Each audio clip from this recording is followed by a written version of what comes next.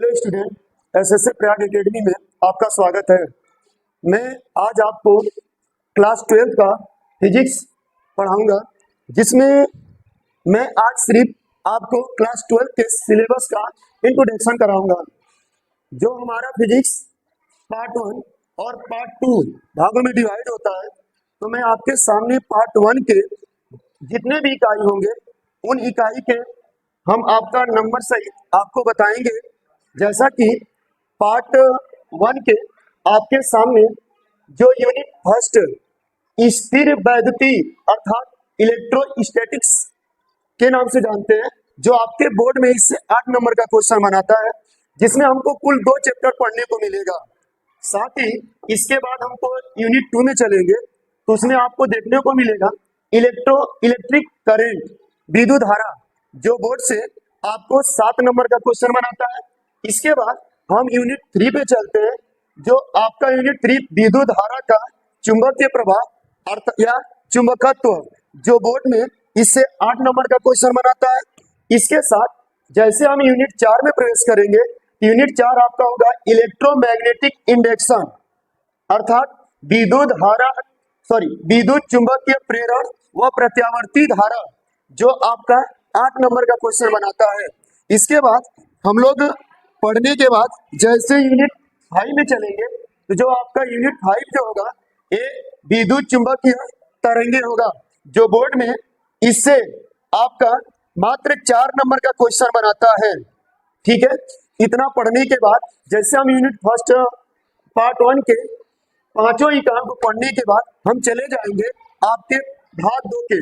ठीक है, जैसे भाग 2 में प्रवेश करेंगे, तो आपके भाग 2 में आपको पहली इकाई मिलेगी प्रकाश की, जो प्रकाश की अपने आप में बहुत बड़ा चैप्टर है और इससे 13 नंबर का क्वेश्चन बोर्ड बनाता है, जिसमें इसको जैसे आपको समाप्त किया जाएगा, तो उसके बाद हम लोग चलेंगे यूनिट सेकेंड में। भाग 2 के यूनिट 2 में चलेंगे, जो आपको होगा विकिरणों की दैत्व प्रकृति, जिसमें से 6 नंबर का क्वेश्चन बनाता है। इसके बाद जैसे परमाणु की संरचना, यूनिट 3 परमाणु की संरचना एवं नाभिक होगा, जिसको हम लोग पढ़ के समाप्त करेंगे, तो जो हम लोग 8 नंबर का पढ़ लेंगे। जैसे ही यूनिट 3 समाप्त होगा, तो उसके बाद हम लोग यूनिट 4 पे चलेंगे, जो आपका यूनिट 4 होगा इलेक्ट्रॉनिक्स युक्तियां, जो आपको 8 नंबर का बनाता है। ये आपका रहा सिलेबस का इंट्रोडक्शन रहा, जिसमें मैं आपको किसी एक इकाई को चालू करूंगा और एक इकाई के जितने भी आपके थ्योरी बनेंगे, इंपॉर्टेंट न्यूमेरिकल बनेगा, इंपॉर्टेंट डेरिवेशन बनेगा, उसको एक बेसिक ढंग से समझाने का प्रयास करेंगे। और साथ ही न्यूमेरिकल बताते हुए, बोर्ड की दृष्टि से न्यूमेरिकल बताते हुए मैं इकाई को समाप्त करूंगा। तो मैं सबसे पहले मैं पार्ट 1 के यूनिट 4, जो आपका विद्युत चुंबकीय प्रेरण व प्रत्यावर्ती धारा है, जो आपका 8 नंबर का बनाता है, तो मैं क्या करूंगा, इसको सबसे पहले पढ़ाना स्टार्ट करूंगा।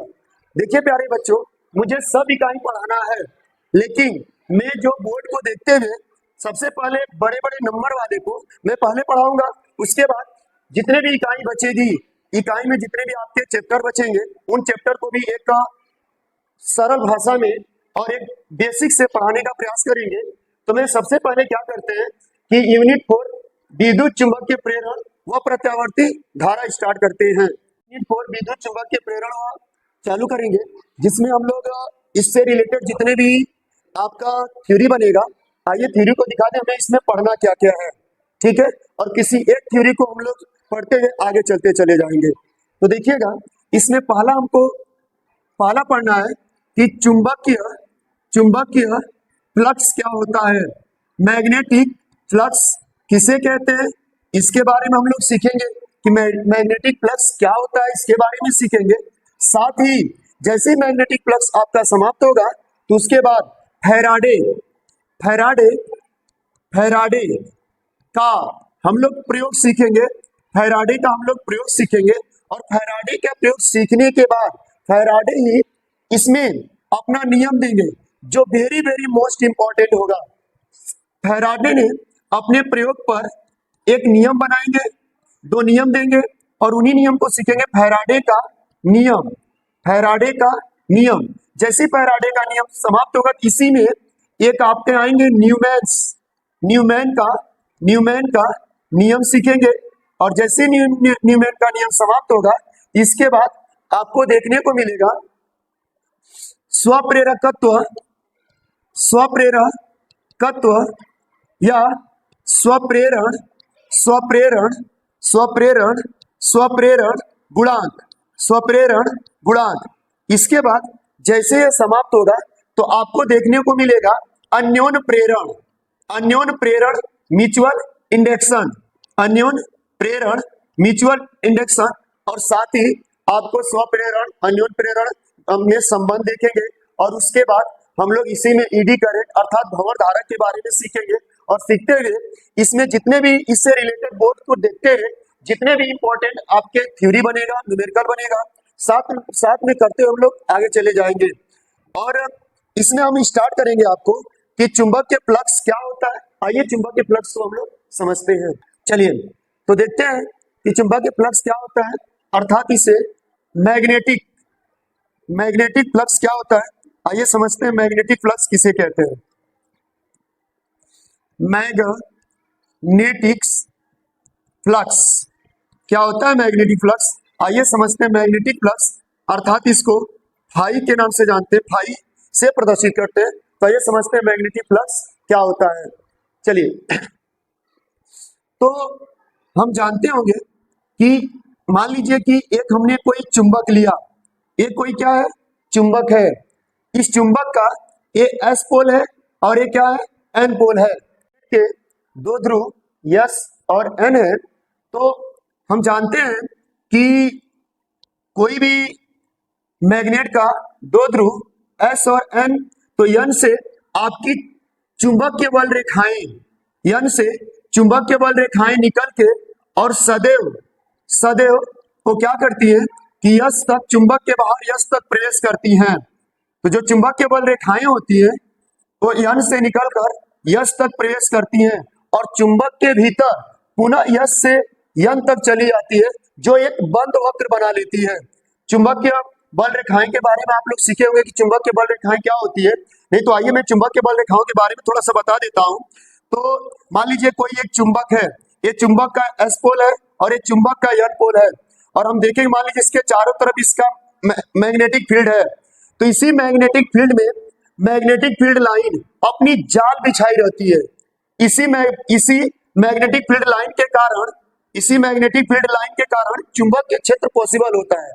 तो चुंबक के क्षेत्र क्या होता है या कह सकते हैं कि चुंबक के बल रेखाएं क्या होती है। तो चुंबक के बल रेखाएं एक काल्पनिक निष्कोण रेखाएं होती है जो एक चुंबक के क्षेत्र की दिशा को क्या करती है प्रदर्शित करती है। तो मान लीजिएगा कि ये कोई चुंबक है, इस चुंबक के यन ध्रुव से चुंबक के बल रेखाएं यन से निकलकर यस तक प्रवेश कर रही है। अगर इसी में हम कोई एक काल्पनिक पृष्ठ ले, इसी में अगर हम कोई एक काल्पनिक पृष्ठ लेते हैं, अगर कोई एक काल्पनिक पृष्ठ लेते हैं तो इस काल्पनिक पृष्ठ में जितने भी चुंबक के बल रेखाएं हैं, जितने भी चुंबक के बल रेखाएं अगर जितनी संख्या में इससे होकर गुजरेगी या एक समान चुंबक के बल रेखाएं इस बंद पृष्ठ से, एक समान चुंबक के बल रेखाएं इस बंद पृष्ठ से जितनी संख्या में होकर गुजरती है ना, उन्हीं संख्या को हम कहते हैं चुंबकीय फ्लक्स कहते हैं।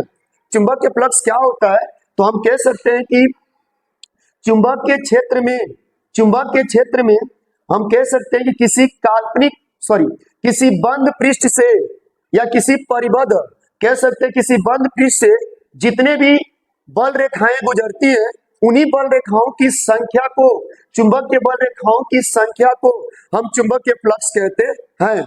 जैसा कि अगर मान लीजिएगा कि कोई हमने पृष्ठ ऐसे ले लिया, कोई पृष्ठ हमने ऐसे ले लिया और यहां से ऐसे एक समान चुंबक के क्षेत्र में कोई हमने बंद पृष्ठ ले लिया है।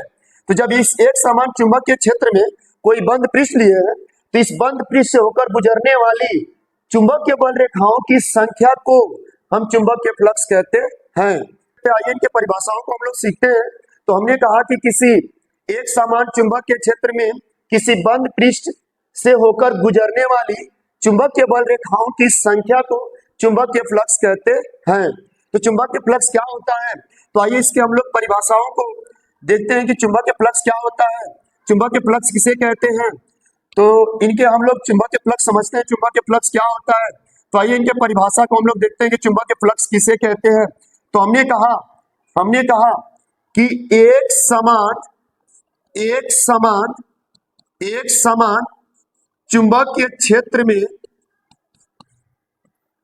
एक समान चुंबकीय क्षेत्र में किसी बंद पृष्ठ से, किसी बंद कह सकते हैं, बंद कह सकते हैं, किसी बंद पृष्ठ से होकर गुजरने वाली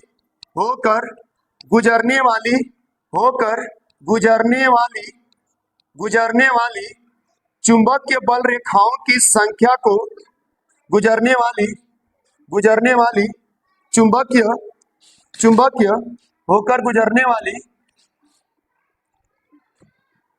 चुंबकीय बल रेखाओं की संख्या को, बल रेखाओं की संख्या को चुंबकीय फ्लक्स कहते हैं। तो हमने क्या कहा, चुंबकीय फ्लक्स क्या होता है, चुंबकीय फ्लक्स किसे कहते हैं। तो हमने ये कहा कि किसी एक समान चुंबकीय क्षेत्र में किसी बंद पृष्ठ से होकर गुजरने वाली चुंबकीय बल रेखाओं की संख्या को हम चुंबकीय फ्लक्स कहते हैं। इसे फाई से क्या करते हैं, प्रदर्शित करते हैं। या तो आप फाई से कह सकते हैं, या तो बच्चों फाई बी से भी इसको क्या कर सकते हैं, प्रदर्शित कर सकते हैं। तो हमने कहा कि चुंबकीय फ्लक्स क्या होता है। तो आप कह सकते हैं कि किसी एक समान चुंबकीय क्षेत्र में किसी बंद पृष्ठ से होकर गुजरने वाली चुंबकीय बल रेखाओं की संख्या को चुंबकीय फ्लक्स कहते हैं। तो देखिएगा, इसका एक परिभाषा दिया गया, इसका एक और परिभाषा आपको दिया जाएगा। तो मैं चुंबकीय फ्लक्स के मात्रक बीमा आने वाले समय में जब वीडियो आएगा तो आपको दिया जाएगा। धन्यवाद।